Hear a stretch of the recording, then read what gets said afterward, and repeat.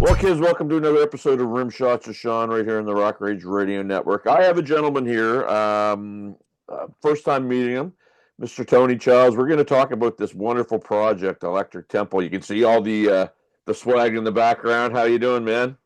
Doing well. Thanks for having me on, Sean. Appreciate it. So, tell me about this. Is this a collab? Is this a full band? Is this gonna like? Just give me a little bit of background on it. Sure. Well, it actually started as a thing that I wanted to do for myself. That basically was get out of what I've been doing for many years, was just film and television, and start writing songs that I wanted to play in the context of it. The last band I had was many moons ago. We did pretty well back in the day, but then we all moved on after the 90s hit and found other things to do. But I always had the in the back of my mind wanting to get back into my roots, which is basically what I grew up with when I was 13, 14 year olds, the Priest, the Sabbath, the Ozzy, Dios, all that great metal music that I grew up with. Always wanted to do something in that genre. I got derailed during the glam rock era because nobody wanted to hear that anymore. So I took a little bit of a different route because Sure. that's what was happening at the time. But I've always wanted to get back into like I said, my roots. What really got me excited when I was a kid, hearing that Black Sabbath album for the first time, and getting the shit scared out of me, and going, "Whoa, what was that?" You Well, know. would that explain the SG?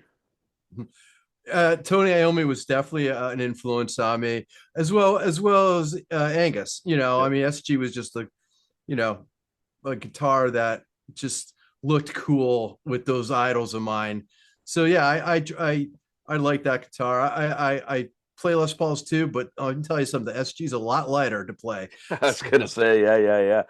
but Um, not getting to get back into what I was doing. So I started writing these songs. I was going through a rough period at at this time. A lot of things were happening to me and people that I loved around me that were really tragic things that were happening on in my life. And that just kind of helped me. The process of writing these songs was a cathartic kind of process of me getting those feelings out and to try to get to a better place. And the music was very doomier because of what I was feeling. And it really is a record that I put out is what it is. It's a record of what was going on in my life. So after I had basic outlines of riffs and ideas and melodies and lyrics, I, uh, I sought out some of my friends that I had made over the years to help me with putting this together. So Mike Duda and I grew up together in Connecticut, and he was played on one of our the band Shanghai I was in years ago. He played on one of the albums, and before he was in Wasp, we actually played the circuit in Connecticut and played in a band for a minute together. So I asked him if what he was up to, and he was on tour with Wasp at the time, but he had a break. So when he had a break, he came back to Connecticut. I had him playing some things, and then Matt Starr, who also was a Connecticut native, who also played for years in the Connecticut scene before going on to Mr. Big and Ace Frehley, was a drummer always wanted to have playing my stuff. So I asked him if he was available, and in between gigs he was doing with Kix and Ace Frehley at the time, I had him playing that. So yeah, so basically his connections from living in Connecticut. That's how I met those two. No, Andrew was a whole other story. Even though he was uh, Northeast native, I didn't know him in the circuit, but of course I knew him from the projects he's done with Offspring and Last in Line. And when I started writing these songs, and they started having that vibe where I wanted somebody that could handle the vocal chops of like a Dio. right. Andrew came right to mind, but he was playing with Last in Line with the guys from Dio. So it was a process of where I had other singers come in and demo these songs, And there was a point where I just didn't feel that the songs were reaching their full potential. So I waited for Andrew to get free, and graciously he listened to the songs and said, "Yeah, I like the songs. Let's do it." Interesting, because I heard the three songs that are on your website, and I was just like, wow, incredible. They sound great. The production's fantastic. And one of the questions I was going to ask you is if you wrote them for his voice, but what you're saying is you had them already written. Maybe he was one of a few people on mine. What was that process like? Because I mean, he sounds like this is material that's perfect for his voice. Yeah, I mean, let's just say the singers that song, they hit the notes right and everything else, but there's a whole different level that Andrew brings to the game. When he sings it from the heart, the emotion, the intensity. That's why he is one of the best singers in rock today, Mm-hmm. because of the fact that he can take it to a whole nother emotional level and deliver everything. And he was able to digest where I was coming from and put his own emotional spin on it as well. So it gave it a whole new life from what I originally had. So I mean, hats off to what he could come in and take what my creative, seed, and then it just took it into a whole huge bigger place. It's funny you mentioned Sabbath. I'm hearing it now. Initially, I didn't hear it, but maybe a little Mob Rules, this kind of stuff. Um, but I mean, again, the production, it's just so, I mean, it's heavy. You produced this album, correct?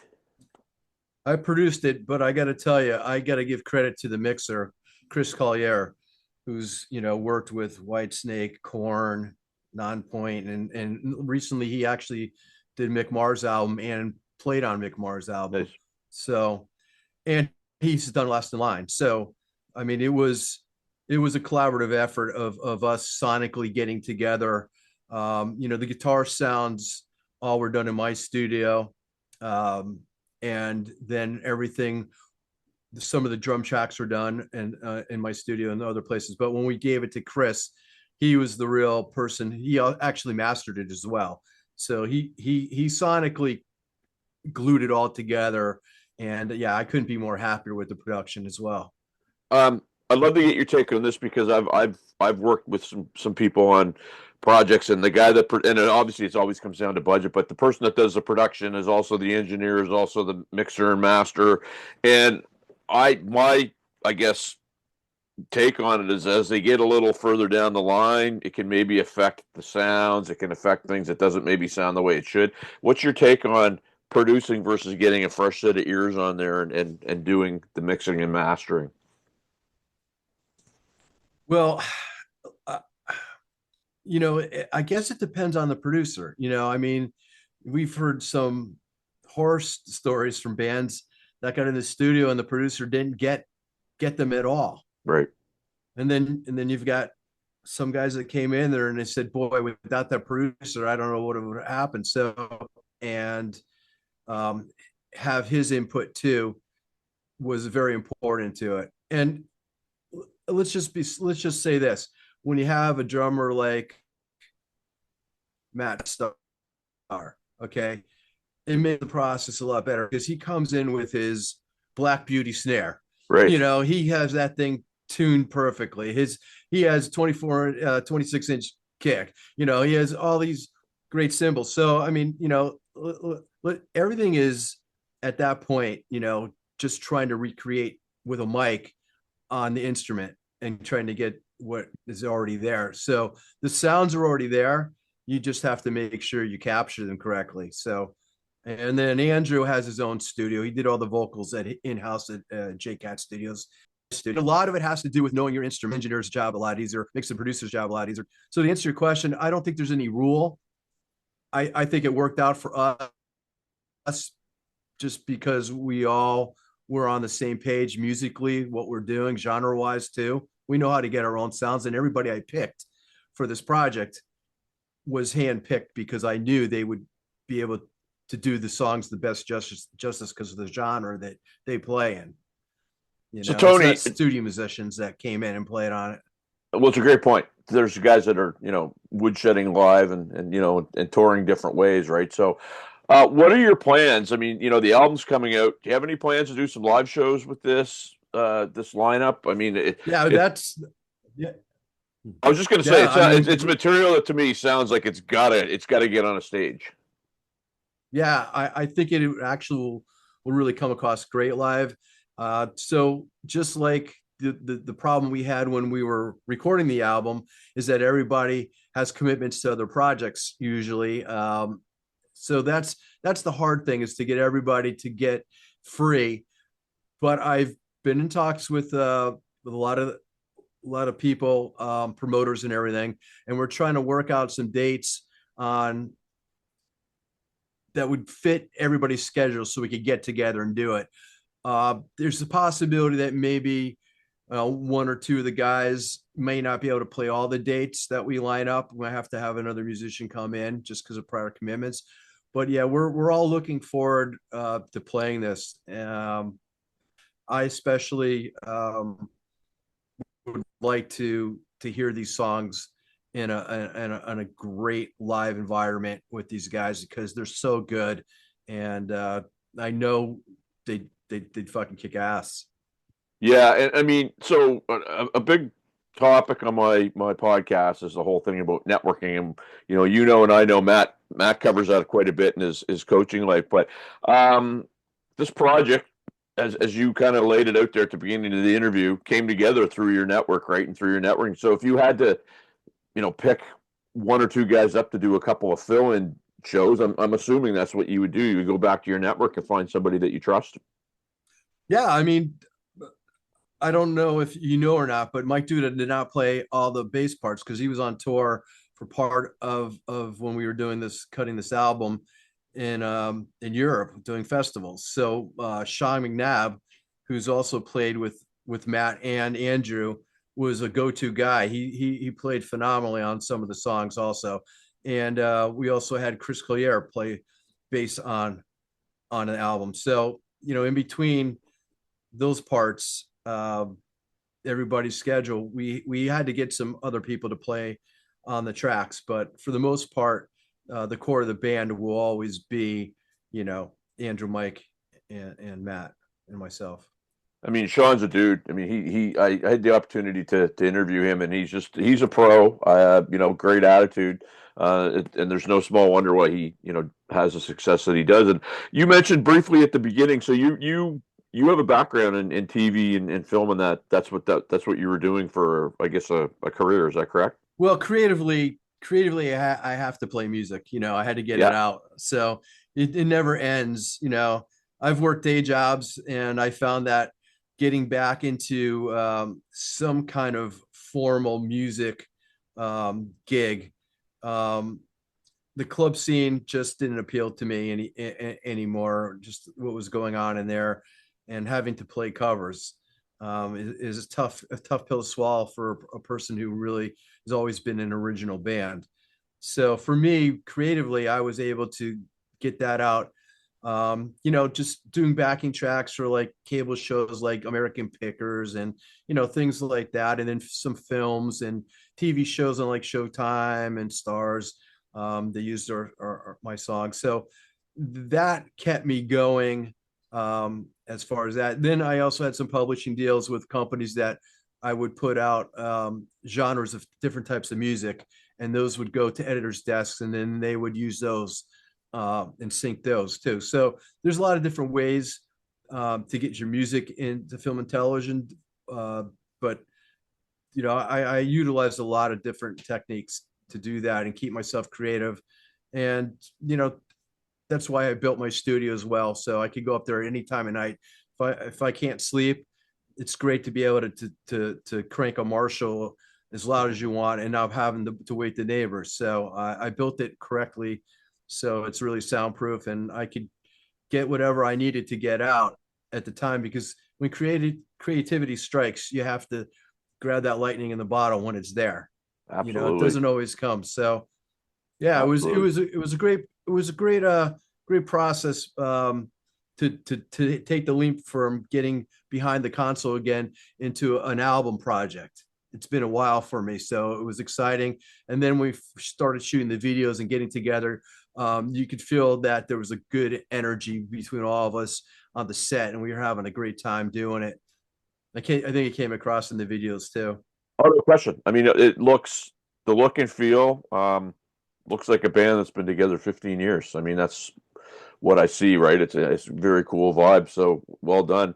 I've been Thank you. crossing paths with people from Connecticut the last while. I actually, on my father's side of the family, I had family up there, and I'm quite intrigued to talk about the scene that used to be up there. I mean, I guess there's still kind of a scene, but because there were some great players that were out there. Yourself, Matt, guys like that. Vinnie Vincent's from there. What was that scene like in the day? Let me tell you something. You probably have heard the legendary Toad's Place. Yep. That was one of the biggest, landmarks for New Haven, Connecticut. But all up and down the strip near Toad's Place, there were tons of clubs to play at one time, and it was a great time in the 70s into the 80s where live music, you could find so many places to play. And you know, James Christian from the House of Lords is from Connecticut. Jeff Kanata, those two produced our Shanghai albums. Because I was in this network of Connecticut, I sought out the best of the best. So, they became mentors of mine early on in my careers. And then, you have Sted Holland, who used to play the circuit, who played with the Wasp. The Massachusetts. You had the tri-state area circuit, which was, we used to go to New York, and as far as New Jersey, because New Jersey had a great rock vibe too, great clubs there to play, and then we would go to Massachusetts. So because Connecticut was in between Boston and New York, we had the best of both worlds. We could branch out and hit each scene, and there was always great clubs in Mass and great clubs in New York to play. Like the Cat Club and Limelight and stuff. So back in my time, not only did you have Connecticut, but an hour and a half away, you were in New York City. An hour and a half away, you were in Worcester. So you could really harness a lot of places to play at the time. Now it's just a smidgen of what it used to be, unfortunately. Yeah. There's a great underground scene for new up and coming young bands. And they're trying to figure out how to do it without clubs. They're putting on house parties. They're renting out venues to do it, and that's what you have to do today. Unfortunately, you have to try to create your own gigs. Well, you sound a little because we used to have, like, where I live at one point in time, there was 28 different bars you could play in the city that I live in. And I wasn't in the scene then, but the guys that were a generation before me used to talk about never leaving this city and playing for 28 weeks straight, and now you might be lucky if you have 4 or 5 that have even live bands. It's unfortunately my city's becoming a big coffee house, man. Yeah, I mean, bands used to be able to make a living playing music. I mean, that was their job, and yeah, a lot of them had to play covers, but that's how they honed their craft, and they started throwing those originals in there. Like Twisted Sister was famous for playing our club circuit here, and they'd make tons of money back in the day, and they were able to keep playing. Unfortunately, that's something that is very hard to do today because of the fact that I don't want to kill the DJ, but there's other ways to get music today that nothing rivals a live venue though, and seeing a band live. You're right, absolutely. So last question, sir. Where are my viewers, my listeners, going to find out about getting this music? Because, like I said, I found it on your website, but it's just great music. Well, we're happy to say that we did sign a distribution deal with Ionian Records, who's getting it out there to stores everywhere now. It's still available through our website, electrictemple.com. And, we're hoping that with the combination of Eonian getting it out there, streaming services, and with the physical product that you can get from eonian.com, eonianrecords.com, and electrictemple.com, that you can get a physical copy. And if not, you can always get it on Spotify or Apple Music and get to it that way.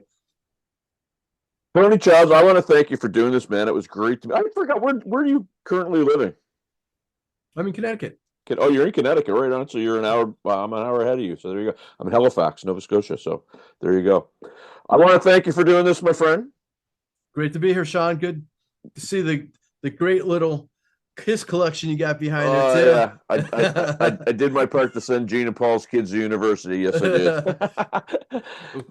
Yeah, I think Michael had a hand in that too, didn't he? Actually, you know what? He did not. I met Michael. I met Michael after that. I'm a lifelong Kiss fan, but I don't know if you can see this, but I have a friend that carved me an Eric Carr marionette, cool, which is very cool.